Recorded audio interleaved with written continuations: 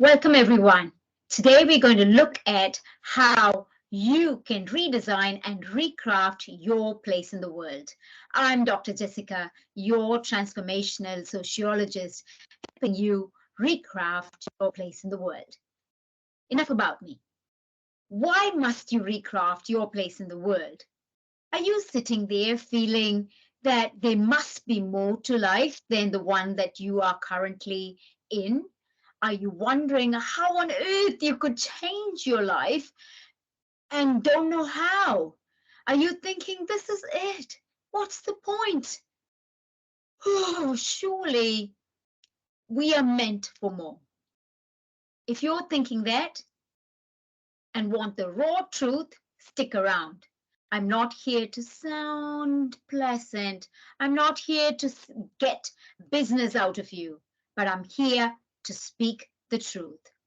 So you can recraft and redesign your place in the world to one where you can bring out the fullest, most vibrant version of who you can be.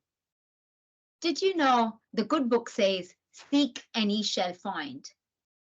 So firstly, the first takeout from today's lesson is if you want to find change, if you want to find fulfillment, you must seek. Without seeking, you will not find. So you say to me, well, where do I seek? These are some of the places that you can seek. Firstly, why don't you take a piece of paper, write down who you are today and who you want to be? That's step number one in seeking. Number one in seeking is knowing the facts, is knowing where you are now so you can then achieve a goal of where you should be.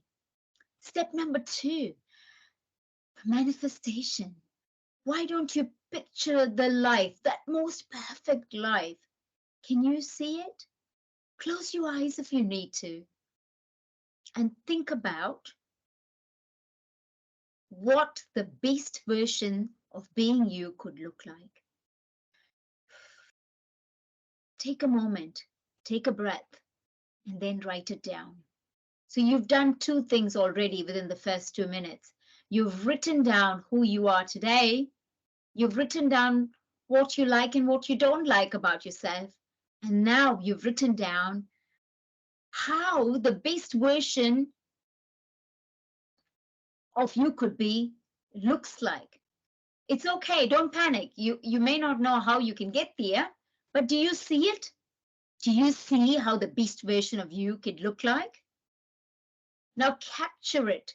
Take a photograph of it and capture it and pin it in your memory. Have you done it? Have you pinned it in your memory? So you've written down who you are now, what you like, what you don't like. You've captured a moment of how that perfect version, not a version of you could look like. Not perfect as in not doing anything wrong, but that best version of who you could be or who you want to be could look like.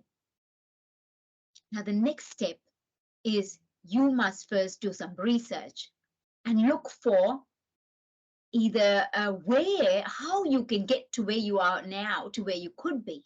Now, you could do this in various ways. One, you could get some formal education if that's what you think you need. But initially, write down all the options. Here are some options. Write it down. Formal education, from where you are now to where you could be. Reading popular books, self-help books. Reading books of people who have achieved. Do you know those people who you felt were just like you, but now they are somewhere else? They've reached for the stars, and you are wondering, how on earth did they get there? Have they written books? Why don't you write a list of 5 people you can think have changed their lives and 5 people you can think that you want to be? Why not go and find out, have they got an autobiography or a biography, or read some of the works on how they got there? So far we've looked at, you could do formal education, you could assess and analyze people that have already gotten there and how they got there. third, why not? I mean, we're lucky now, and unlike the past where we needed to pay big money to get knowledge, now knowledge is at the tip of everybody's fingertips. There's lots of free knowledge available on the internet and YouTube and other channels. Now, as you pursue knowledge, make sure you get knowledge from reliable sources. There's quite a lot of misinformation out there that you do not want to fall into. So when you find popular knowledge on the internet, search them. What have they achieved? Are they just, there are lots of people with very fancy, elegant ways of talking, saying they could change your life in 100 days. Oh, follow me, the quick, in one step guide to quick success. I can tell you now that's all fake. There is no simple formula for success. Other than that, success is a day-to-day journey. Success and change and fulfillment in small increments. Small things we do today can create an enormous difference in our future. So find out the backstories of everyone that's talking. Even me, don't just take my word for it. Go and figure out. My website is drjg.co.nz, or you can find me on LinkedIn or on other social media channels. Find out what my backstory is, and then decide whether you want to trust what I'm saying or not. If you want someone who can talk the talk and just speak very smoothly, that's not me. As I said before, I'm here for the truth that can help you improve and bring out the best version of yourself. But again, don't take my word for it. Go and research what I'm about before you take anything or nothing at all from this channel.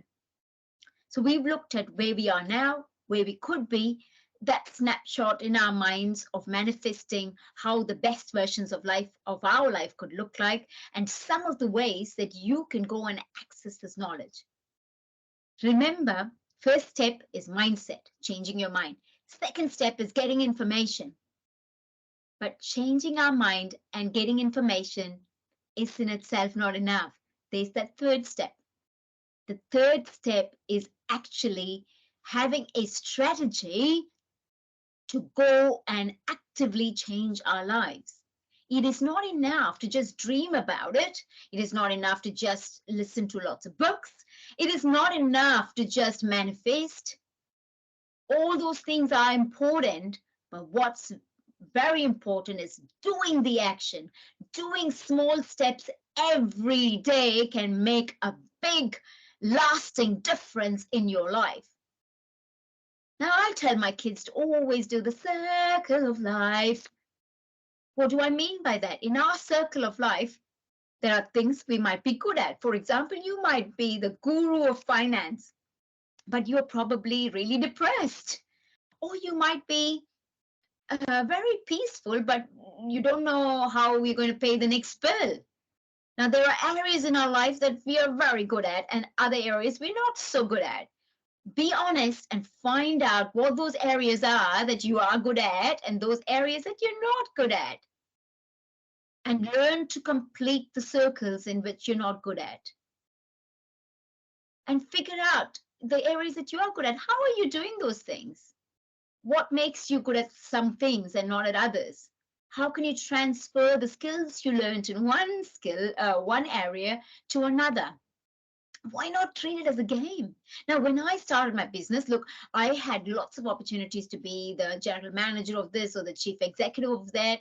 But then I knew my passion was to inspire and empower people's lives. Be an author, be a teacher, be a coach.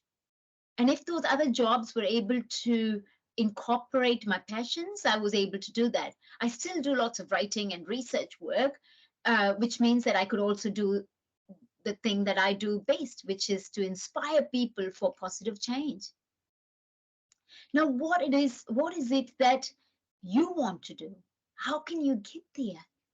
Who are your role models?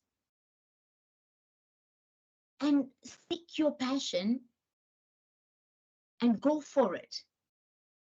Take massive action every day.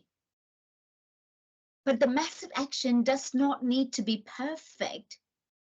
It needs to be good enough that you can get better and better at it every day. So as I was saying before, I could have just got a full job that I wasn't passionate about and Or I could have just done only my passions and not made any money.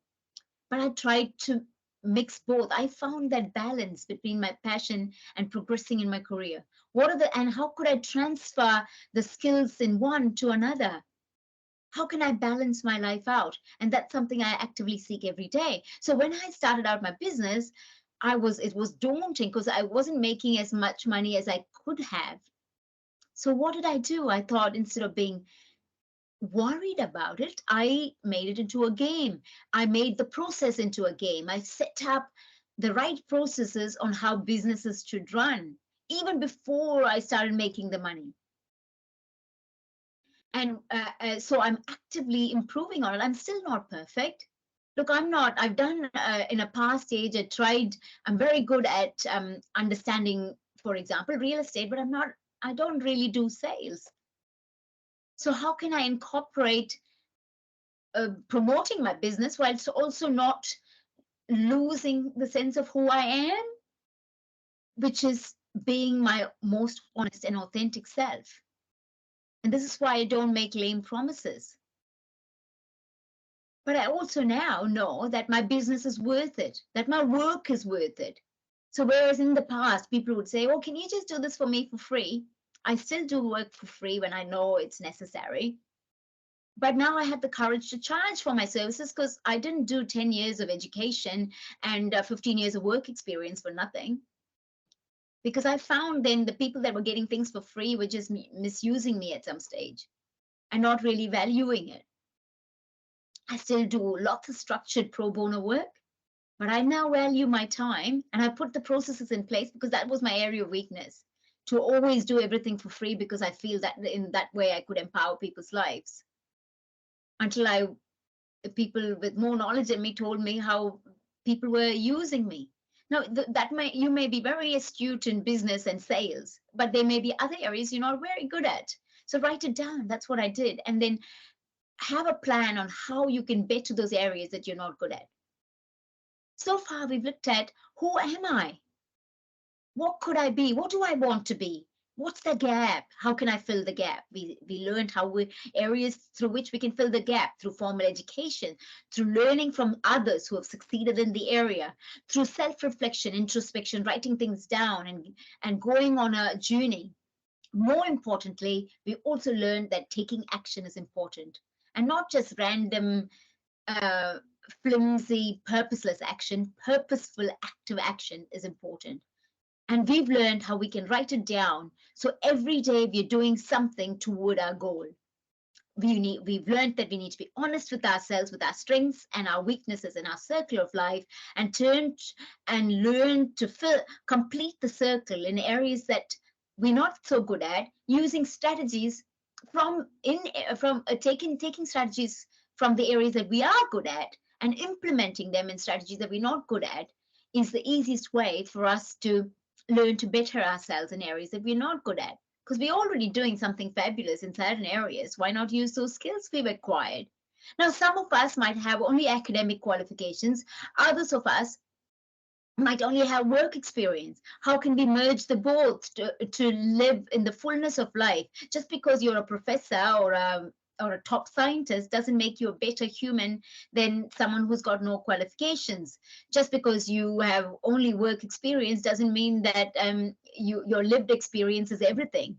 Others have researched, not just you, but they've done scientific research with proven methods to bring about lasting change. Why can't you merge the both? You don't have to know everything. You just need to know the people that you can get the information from, so you can then put it in a piece of paper and figure it out in your head, change your mindset, and learn to actively change your life. Be conscious of who you are. Be conscious of who you could be and how can you change your life for the better. Do it, do it, do it, do it, do it. It's worth it. But you must be very conscious about it. But being conscious doesn't mean you'll be always perfect. You will get things wrong. And don't beat yourself up, just get better. Now, my weakness is I just go in and help people, or I go in and try to explain something to people without realizing sometimes people are just not ready to listen, or they've got their own issues and own egos to deal with. When in the past it used to worry me, it doesn't so much anymore. But you know what? Sometimes I do feel, I look at some people, especially when I go to shops, and I think, my goodness, you've got an ego the size of the earth, or if not more. And it bothers me sometimes. But now what I've learned is I've learned to put strategies in place to think, hey, this is bothering me, which means it's helping me grow. Instead of beating myself up, I've used it as an object of improving my life. So I say to myself, thank you, person with the biggest ego, for coming here to motivate me to become a better version of myself. So tomorrow I can be better than I am today. So flip the idea, flip conflict to opportunity, flip threats to opportunities, flip your weakness to your strength, and learn, and never give up, never give in. Always know, always be truly conscious that you live life once and that you must at all costs seek and aspire to bring out the best version of who you can be. Because you see, if you don't, it will be such a waste, not just for yourself, but for your family, the community, and the world. There's only one you. There's only one version of who you are, no one else can be you. And if you don't do it, no one else will. We can all be the most horrible versions of we can be, or the best versions of who we can be.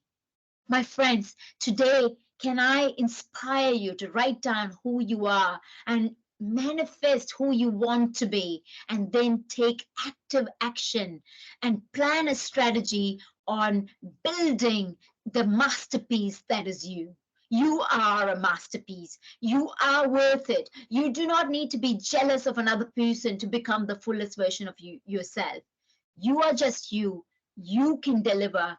Bring out the masterpiece within you. Live a fulfilled life. Until next time, this is Dr. Jessica signing out.